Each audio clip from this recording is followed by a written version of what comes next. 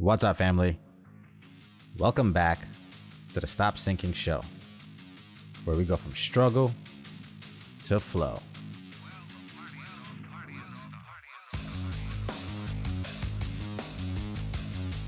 As someone who values having a lot of choices, values freedom, values optionality in general, there are few things that I can say against having options.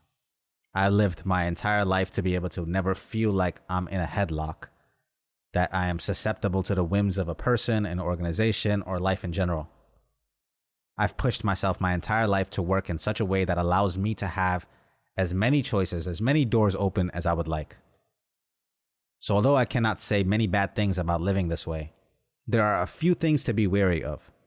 Because the idea of optionality, the idea of the freedom of choice is, in general, a double-edged sword, and it doesn't come without its perils. Let's talk about a few of those things now. Before getting into the meat of the discussion, I'll quickly mention some of the things that come to my mind about having too many options. One of them is that most of the times, the freedom that we chase is a facade. It's an illusion. It's not that we want freedom. What we want is the ability to pick our own constraints and not have those be dictated by our boss, our parents, our culture, authority, or society. On the most fundamental level, we do not want to be disconnected from these binds completely. We just want to choose what binds us. If you did actually have too many options without any binds at all, you would be crippled with anxiety and not know what to do. It would be confusing to prioritize, and you would have to have some other variable of constraint to decide on what value is, what to value. Which brings us to my original point, that it is not unlimited options that you want. You want options with your own chosen constraints, but we need constraints. Too many options actually complicates things. It can actually make things worse. I'll give you some examples. Let's start with a silly one. I've talked to some parents recently about their kids being picky eaters and witnessed it in my own family. One parent actually told me he took the kid to a food therapist. And the problem is always with the leader of the house. It's like when Cesar Millan goes to try and fix misbehaving dogs, not to compare dogs and children, but to go and fix those misbehaving dogs, but he ends up having to coach the dog parents more than the dog, because the problem is usually with the leader of the house. If your kid is a picky eater, part of it is your fault. The reality of the situation has probably gotten worse over time because you as a parent just want them to eat and will offer them options when they reject the dinner that was made for everyone. You don't have it in your heart to let them be hungry, so you give them every other option. Do you want this? Do you want that? I'll make you this. What about that? I'll make you that. Instead of expecting them to eat what was made for everyone for dinner that day. You have crushed their development probably by giving them too many options, and are probably affecting their health because of your soft caving into their needs and what they want instead of what you have made that's healthy for the family. The food therapist would tell you what older generations would tell you when they had a lot more kids to feed and couldn't just cater to every one of those kids' needs, is to starve the child. Let them remain hungry. Let's see how long they will go. Eventually, they will sit down and eat the thing that you have made. Today, tomorrow, a day later, how long will they be hungry? And I know that sounds cruel to you, maybe. You don't have the heart to see your kid hungry, so you take them out of their pain. But really, you also make it easy on yourself by giving them options. Like, at least you can say to yourself that he will eat something and I won't feel bad when he's hungry.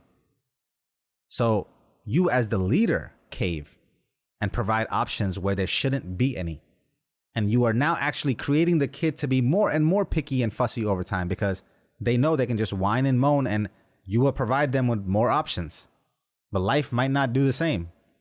And really, options is what's causing the issue in the first place. Let's talk about some serious examples. A lot of married couples, families in general, when confined together or irritated with each other in the habits of each other and having to coexist and compromise and be understanding and accommodating, a lot of them fantasize about this problem going away and being solved with more money, with more options. Oh, like if we just had a bigger house or more space, if I had more of my own space, I would be less likely to get annoyed with you by sharing this space with you, by having to deal with your annoyances. And I will tell you, because I have seen it firsthand, if you cannot get along in a small room together, in a small, simple abode, trust me, if you did have the money or more options, it would only exacerbate the issue in your relationships. If you had the kind of money you are imagining, it would give you so much of an option that it would destroy your relationship. You could literally be in a separate wing then of your house or not have to deal with the person at all. Or worse, you can afford your own house or your own apartment or have a separate place to be away from your wife and your family. Maybe start another family. I've seen this in my life. I've seen this with my own parents.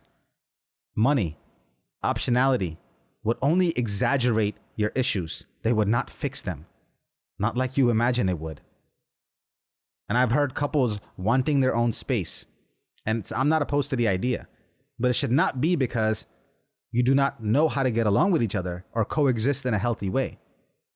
The extra space should just be a bonus and you actually want to be together.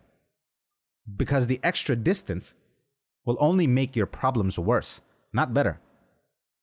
And what it would do, like all these options I'm talking about, to get down to the crux of the matter and why this happens, is that too many options take away the necessity for conflict.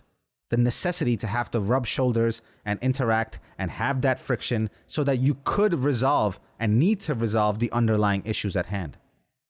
JP says there is nothing too small to fight about in a marriage. In any relationship, there are probably 100,000 little fights that you need to have to set things right with each other. And any situation that loosens the need to have those kinds of interactions, to have the conflict, will only continue to dig more and more of a hole in your relationship. The issue at hand is, a lot of times, conflict needs to be compelled. You need to be given no option but to have it. And unless your personality is a certain type of way, you probably don't go out of your way to resolve conflict or to lean into confrontation. Most of the times, we try to use our energy sparingly and keep things copacetic as long as possible. You don't believe me? When was the last time you and your wife were in a good mood and you used that good moment to bring up something heavy that you needed to talk about and discuss between you two? Chances are you will just sit there in that good moment and try not to ruin it. And then wait for a bad one to come around when it is least likely probably to be expressed in the tonality of resolution, and then unload. Not helpful. You use that bad moment to compel you into confrontation, but it's not helpful. And you probably won't do it voluntarily in a good moment. We need to have enough heat turned up in the situations that we are in. We need to have the constraints in those situations properly, where we are required to be annoyed and frustrated by each other so that we get into discussing the important things that lie at the heart of those emotions that are coming up. It's probably not as simple as you leave your clothes lying here, or you leave the bathroom sink dirty, or that you don't come straight to the table when dinner is ready. It's more like, I don't feel appreciated by you, or that you speak rude to me even when I'm trying to just care for you. There's something at the heart of the issue that requires communicating. Unless you have to deal with each other, you won't have enough heat generated to have those meaningful discussions. You will just live in the space, the good, peaceful space that you have created, and end up alone as you drift further and further away from the other person. Unless you have the constraint of vicinity, you have too many options. You will not do the work because the stakes aren't high enough. So why bother? You don't have to rub shoulders anyway. You learn to live in your distance and they learn to live in theirs, and you grow old and not have any companionship. Most conflict needs to be compelled. You need to feel the pinch and weight of the constraint upon you, and then feel the need to find a path of peace within it. Anything other than that, these options that you were imagining, is actually running away from resolution. So if you want a path forward to peace, you must etch it in the darkness, in the difficulty, in the dirty, or what seems like easy avoidance of conflict today will become a life you don't want to live tomorrow. I love you, family. Stay true always. I'll see you on the next show.